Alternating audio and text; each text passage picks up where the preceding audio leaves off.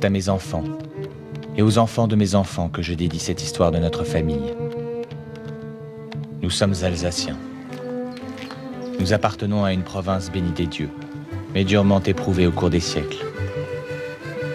C'est l'histoire de notre petite patrie que je voudrais raconter, à travers celle de notre famille et de notre village, Alzheim, qui se trouve à 40 km au nord de Strasbourg.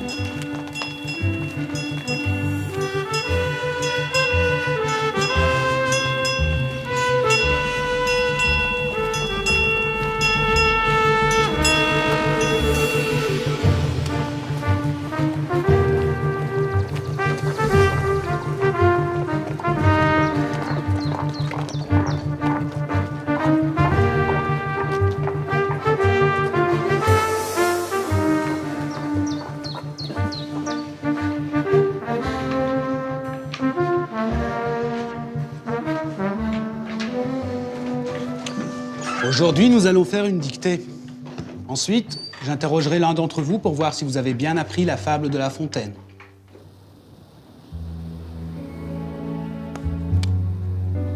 Mon arrière-grand-mère, Mathilde, fille unique d'un riche industriel, le baron Eugène Victor Kempf, s'était mariée le 18 juillet 1870 au château d'Alzheim. Elle épousait ce jour-là le comte Charles de la Tour, capitaine au 1er régiment de chasseurs d'Afrique. Son unité, qui avait fait campagne en Algérie, était depuis peu en garnison sur la frontière du Rhin, face à l'Allemagne. Mon arrière-grand-mère ne se doutait pas que le lendemain de sa nuit de noces allait devenir une date historique.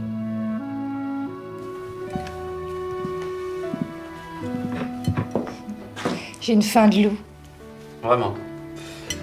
Je me demande pourquoi. Ne te moque pas de moi. Embrasse-moi.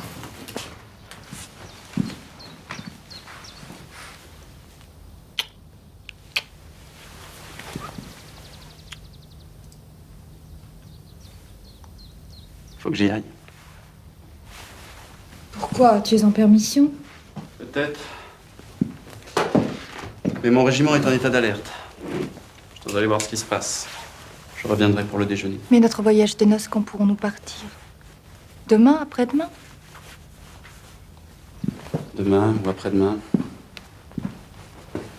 Plutôt possible, mon amour. Charles, je ne veux pas qu'il y ait la guerre. Voyons, ma chérie. L'empereur ne peut pas laisser Bismarck et la Prusse narguer la France plus longtemps. Eh bien, dis à l'empereur, à monsieur de Bismarck, que la nouvelle comtesse de la Tour a besoin de quelques années de paix pour être heureuse et faire des enfants. Je leur dirai, madame la comtesse. À la première occasion. C'est promis. Je ne plaisante pas, Charles. Moi non plus.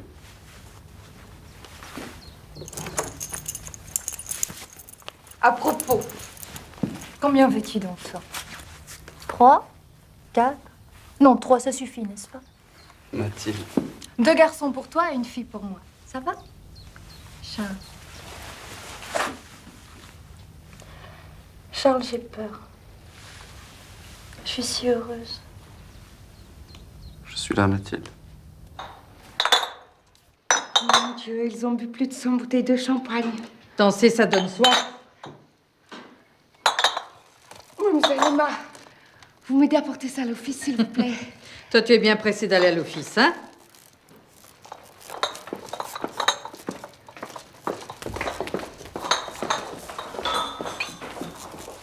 Bonjour, monsieur le comte. Bonjour, mesdames. Il est beau, ton capitaine. Puis il est bien poli. Il nous a dit bonjour gentiment. Und ich? Bin ich gehst in Urbö? Ja, du bist doch die Schönste. Hey! Moi, j'aurais préféré que ma Mathilde, elle épouse monsieur Armand. Un diplomate, c'est mieux qu'un militaire. C'était son ami d'enfance, j'étais sûre qu'ils allaient se marier.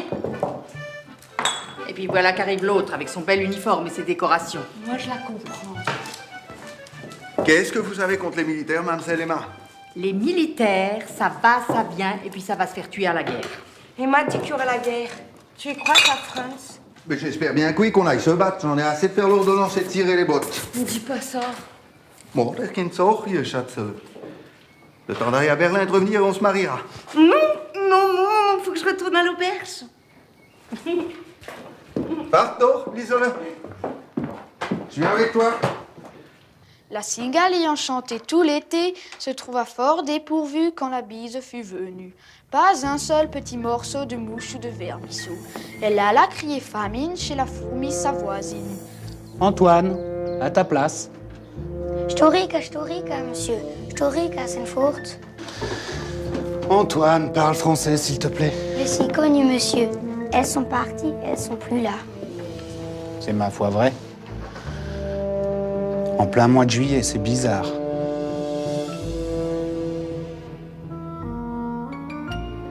Ma grand-mère a dit que c'est signe de malheur. Va t'asseoir.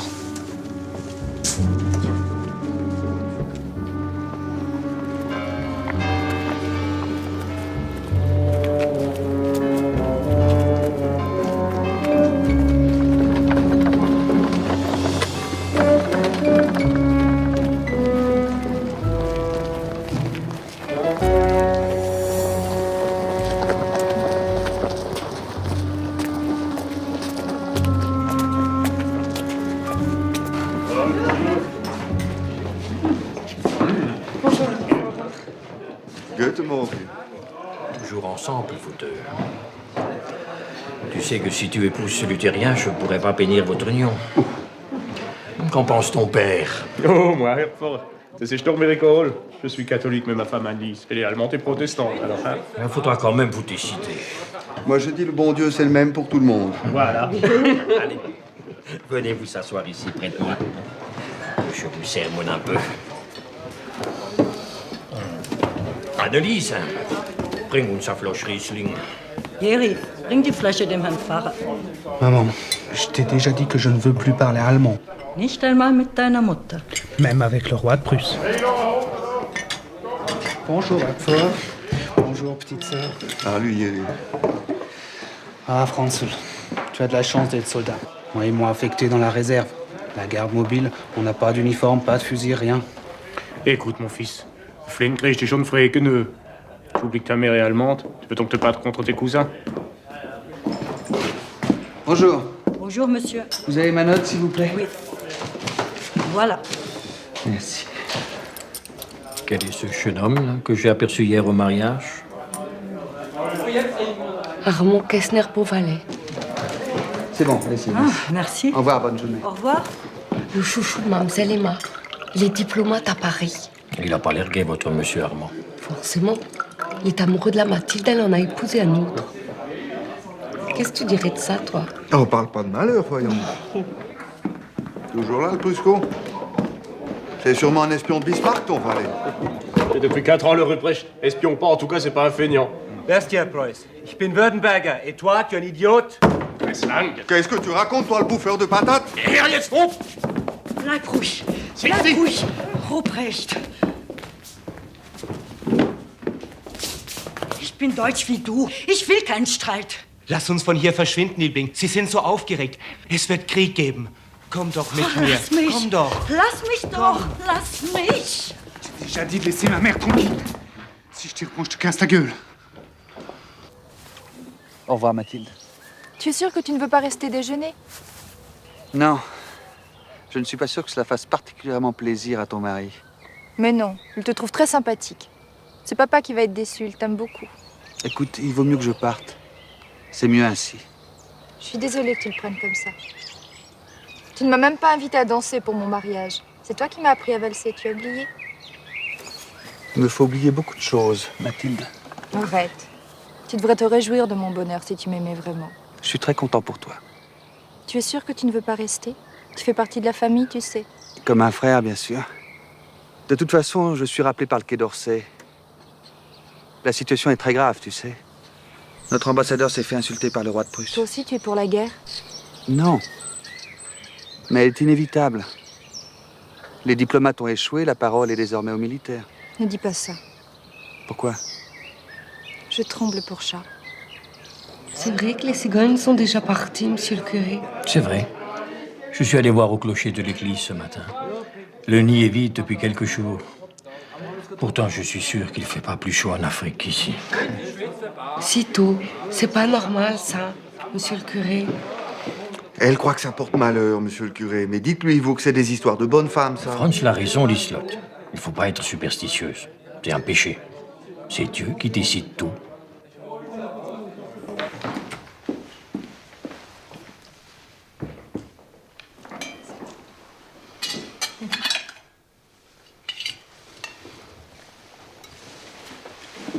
J'ai une surprise pour toi. Papa, je peux lui dire? Bien sûr, ma chérie. Voilà. Nous avons longuement discuté ce matin, papa et moi. Et il est d'accord pour que tu travailles à ses côtés à l'usine.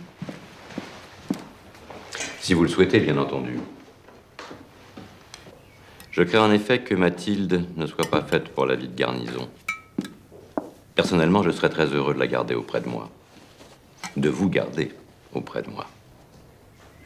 Depuis que sa mère nous a quittés, nous avons vécu un peu comme un vieux couple, Mathilde et moi. Je l'ai même peut-être un peu trop gâté. Vous savez, je ne souhaite pas... J'ai tout arrangé. Papa va s'installer dans l'aile gauche et nous laisser l'autre aile. Et puis j'ai l'intention de changer le mobilier du salon. Et je t'aménagerai un bureau dans mon ancienne chambre. Tu verras, tu y seras très bien. Et puis dans 3 ou 4 ans, tu remplaceras papa à l'usine. Voilà. Elle me met déjà à la porte. Mais Mathilde, il n'est pas question que je quitte l'armée. Ce n'est pas un métier. À la rigueur, en temps de guerre, mais pas en temps de paix. Nous discuterons de cela un peu plus tard, si tu veux bien. De toute façon, il n'est pas urgent de prendre une décision. Il faut d'abord voir comment tournent les événements. Röderer est là. Il dit que le général Bontemps est à l'usine et qu'il veut vous voir d'urgence. D'urgence. J'espère que ce n'est pas une mauvaise nouvelle. Venez avec moi, Charles. Excuse-nous, ma chérie.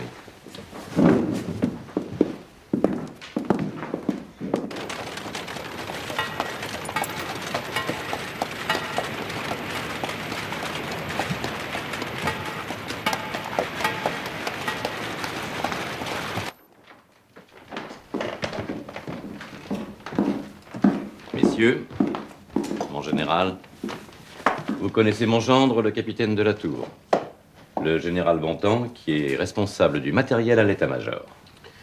Je vous présente le capitaine Dupuis. Nous l'avons construit spécialement pour l'empereur. C'est dans ce wagon que Sa Majesté s'est rendue de Paris à Solferino pour y battre les Autrichiens. Je sais, j'y étais. 11 ans déjà. Que me vaut l'honneur de votre visite? Cher ami, ça y est, c'est la guerre. Enfin. Vous trouvez? Personnellement, je ne vois aucune raison de nous réjouir. Voici le communiqué officiel. Aujourd'hui, 19 juillet 1870, à 11h du matin, Sa Majesté impériale a fait remettre au roi de Prusse Guillaume Ier la déclaration de guerre de la France à la Prusse. Bismarck a gagné. Il la voulait, cette guerre. Il l'a. Mais nous aussi, nous la voulons. Nous n'allons pas laisser la Prusse annexer la moitié de l'Europe sans réagir. En avez-vous bien mesuré tous les risques? Asseyez-vous. Je serai bref. Le ministre de la Guerre souhaite que vous doubliez votre production de canons. Vous arrêtez provisoirement la construction de wagons. Doubler. Facile à dire. Nous vous fournirons l'argent, les matières premières et le personnel. Le capitaine Dupuis, brillant polytechnicien, est spécialiste de balistique. Il vous assistera. Cher ami, grâce à votre excellent matériel, nous avons battu Abdelkader en Algérie, les Russes à Sébastopol, les Autrichiens à Solferino. Demain, grâce à lui, nous irons corriger M. Bismarck à Berlin.